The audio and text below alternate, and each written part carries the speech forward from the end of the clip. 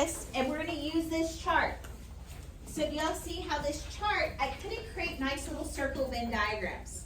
But do y'all see in my chart, I have similarities, and I have the differences here on each side, right?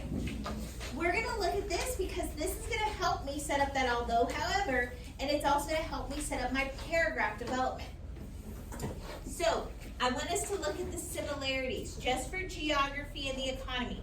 What are some things from this chart that I need to put in the middle? Good ports.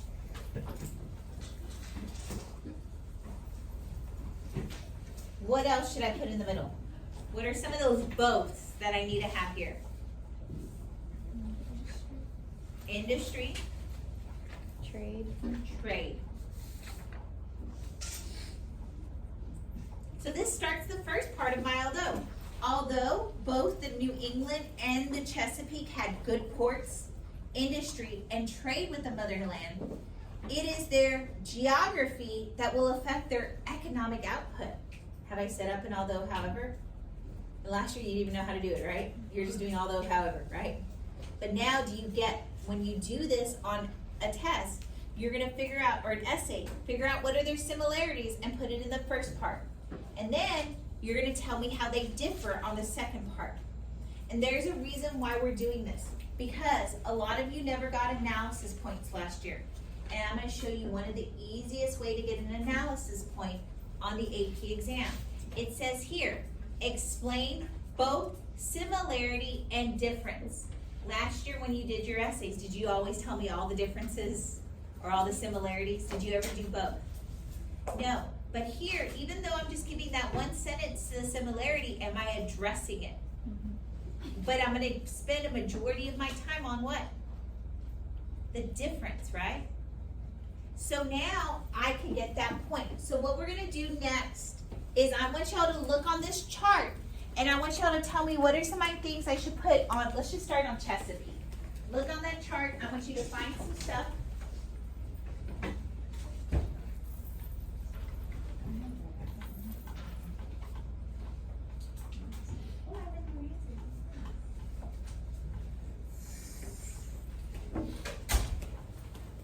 Okay, what are some words I should put on my Chesapeake side? Cash crops. Cash crops, what did you say over here? Bacon's Rebellion?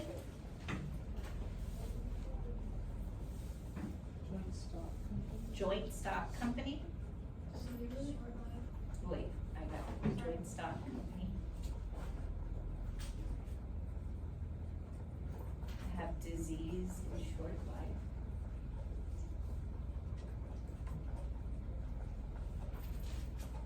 Someone else with something. Headright system. Headright system.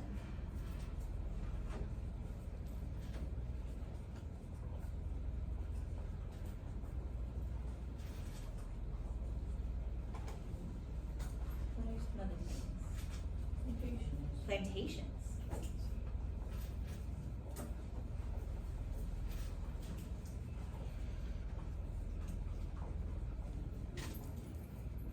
What else? Primary motivation economic. Majority of slaves.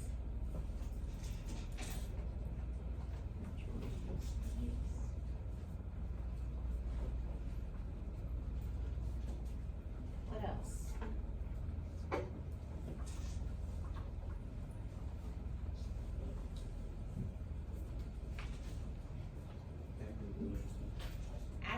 Active religious toleration something for Chesapeake? What about Tobacco. indentured servants?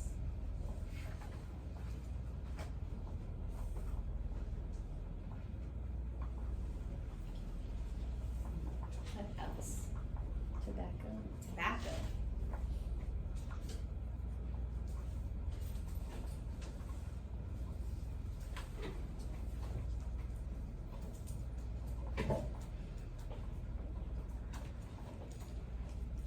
Is there anything else? Okay, so wow, that's a lot, right? Okay, let's look at the other side. New England.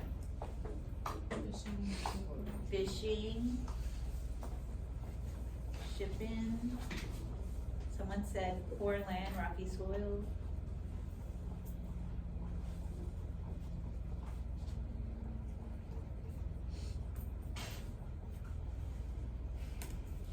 Shipbuilding.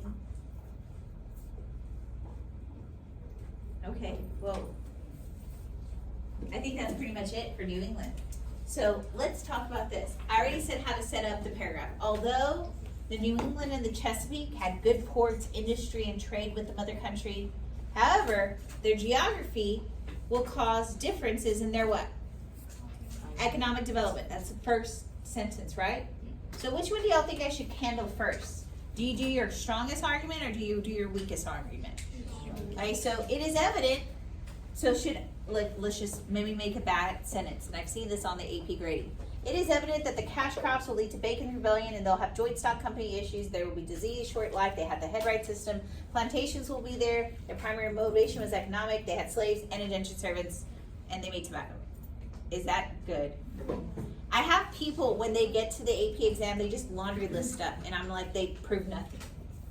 So if I were to set this up, what should I do setting it up first? Is there a reason why this side is, can we look at that? Is there a reason why this side is way heavier than that side? Why? Why is this side way heavier in info than that side? Well, they have better geography, right? What else is there another reason why? Their motivation. So it is evident that the Chesapeake region's motivation for economic growth, along with being blessed with great land, will lead to their prosperous economy, right? So then what should I hit? I've explained it, now what should I go into? Have I explained why that one's gonna be less? Yeah, they have better land, right? They have economic motivation. So should I just start off with slaves next? Does it kind of have to go chronological? Yeah, what are some things I should probably talk about first before I just jump into slavery?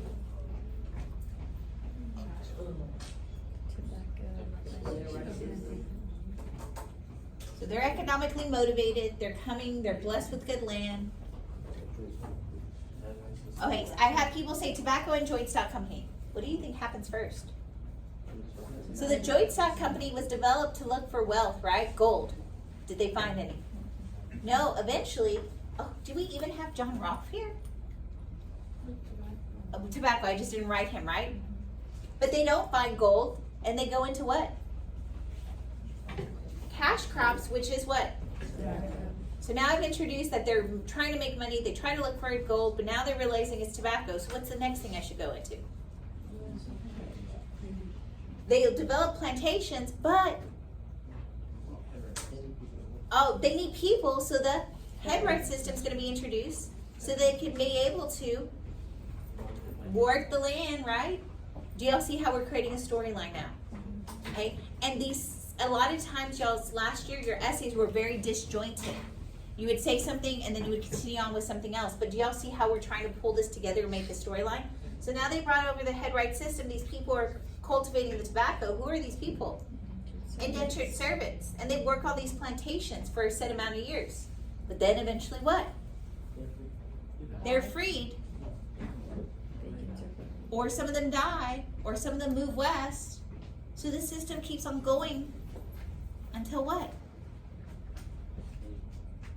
Well, what do I have to introduce before slavery?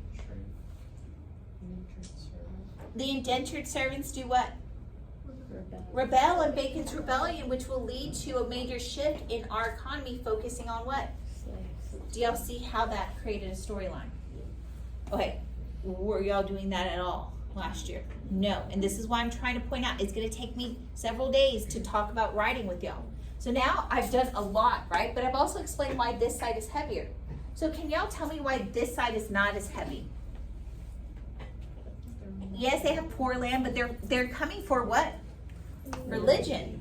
So yes, these people were religiously focused, but they inherited what? Poor land, rocky soil, but they knew that what did they have to do? Can they just sit there and be like, oh well, we're so out of luck? They had to develop something, right? And so instead of looking at the land, these people looked to what? They looked to the ocean, fishing, shipbuilding, all this other stuff, right? Now, have I shown the differences? Yes. and I could come back and close it. It is evident that these people, they will use their ports to trade with England from the industries they developed, right? Now, how does that sound as a paragraph? But did y'all organize any of your writing like this last year? We're gonna start talking about organizing our writing because when we organized this and planned it, here you go. When we organized and when we planned it, does it sound a lot better? And I'm gonna tell you, when I read people's essays, because I read for a college board, I read at home. I'm gonna take one. I could open up a whole book. And the people who planned, they have their little planning. They have their little chart. Their essays are a lot better. Because think about this, I know we're spending about 30, 40 minutes, but by the end of the year, are we gonna time it down? And we're gonna be quick with this, that we could get to an essay. How did y'all see how this developed into a paragraph? Okay, let's look at our next one. Motivations for migration. What is something that I can say is similar for both of them? Okay, yes, they have beliefs, but what is dissenters create new colonies, right?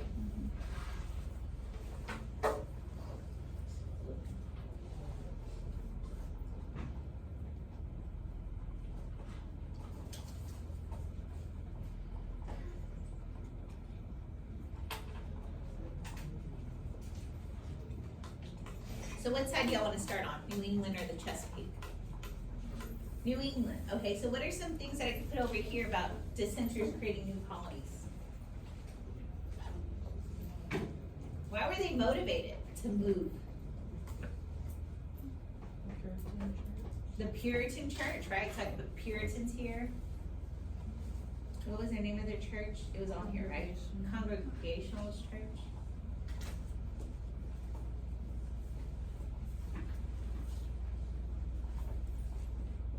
Was there another group that was motivated? The Pilgrims. Pilgrims. I know that there's a thing that says primary motivation religious. I'm gonna put that over here.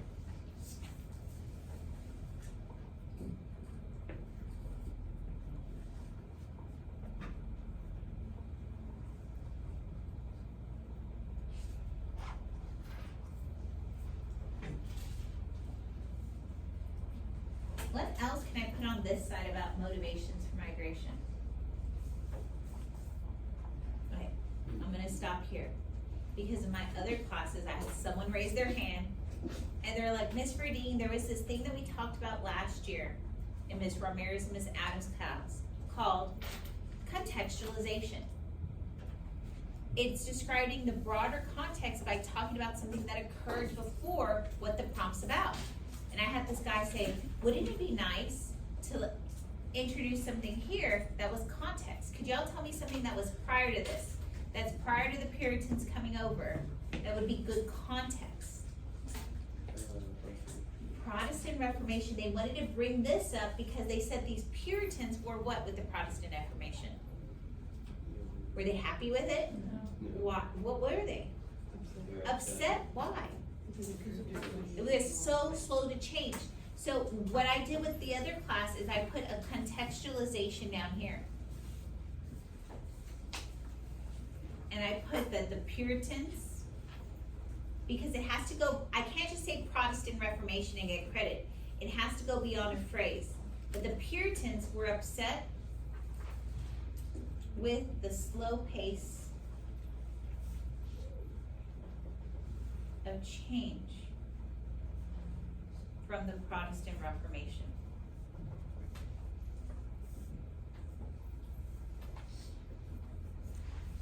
And I know Ms. Ramirez and Ms. Adams said you put it before your thesis, right?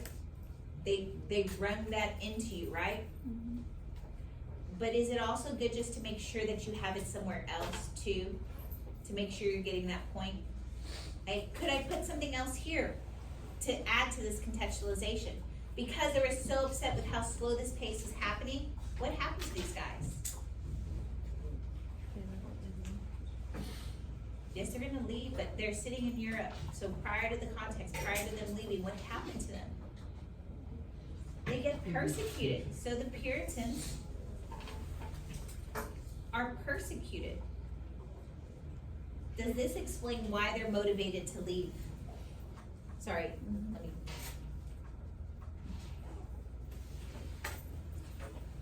So yes, please do contextualization before your thesis. But would this be good within your paragraph to at least explain? Okay, so, are there other things in here that I could put on my New England side? Okay. The Mayflower thing? I could put Mayflower Compact, and who am I gonna associate the Mayflower Compact with? The Pilgrims.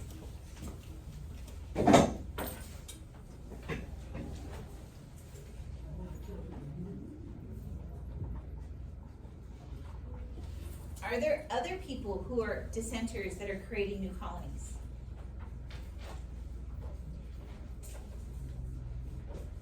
Is there a guy that eventually gets upset with these people?